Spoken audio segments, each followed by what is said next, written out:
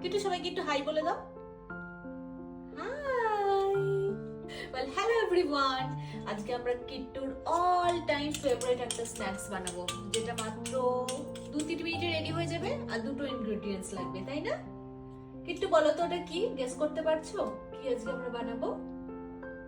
বলো বলো, একটু ভাবো, এগুলো ভাবো। আচ্ছা ভাববে না।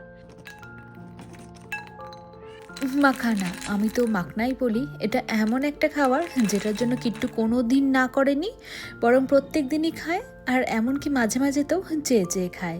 তো এর মধ্যে রয়েছে হেলদি ফ্যাটস, প্রোটিন, কার্বোহাইড্রেট, নাকি বাচ্চার ওয়েট গেনের জন্য খুব ভালো একটা খাবার। তবে কিট্টুকে আমি এত কিছু চিন্তা করে এটা খাওয়াই না। প্রথম ওকে খাইয়েছিলাম ওর যখন বয়স ছিল প্রায় 10.5 মাস, 11 মাস। তখনই খেয়ে ওর এত ভালো লেগেছিল, ওই সেমভাবে সেম রেসিপি ফলো করে মাখনা ওকে আমি এখনও অবধি দিয়ে থাকি। তো বাজারে যেসব প্যাকেটের মাখানা পাওয়া যায় সেটাই আমি নিয়ে আসি। ডিমার্টে গিয়েছিলাম, সেখান থেকে একটা 200 গ্রামের প্যাকেট নিয়ে এসেছিলাম। আর এই প্যাকেটে যতগুলো মাখানা রয়েছে আমার প্রায় 1.5-2 মাসের মতো হয়ে যাবে। বাজারে এমনি খোলাও পাওয়া যায়, তবে খোলা কখনো আমি নিয়ে আসিনি, প্যাকেট ধরেই নিয়ে আসি। অবশ্য মাঝে মাঝে কিট্টুর সাথে আমরাও কখনো কখনো এটা স্ন্যাক্স হিসেবে খেয়ে নিই। তো খুব খুব সহজ একটা রান্না এবং খাওয়ার। দেখতে পেলেন ওদিকে বাটিতে কিছুটা আমি মাখানা নিয়ে নিয়েছি, আর এদিকে কড়াইয়ে দেখতে পেলেন 2 চামচের মতো ঘি দিয়ে দিলাম। এবার ঘিয়ের পরিমাণটা আপনারা নিজেদের মতো ব্যবহার করে নিতে পারেন।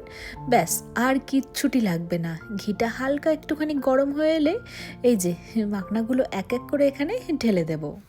আর এই যে প্যাকেটের মাখানাগুলো দেখছেন, এগুলো ভীষণ নেতানো থাকে, মানে সরাসরি তো একদমই খাওয়া যাবে না, সেজন্যই আমি ঘিতে রোস্ট করে নিই।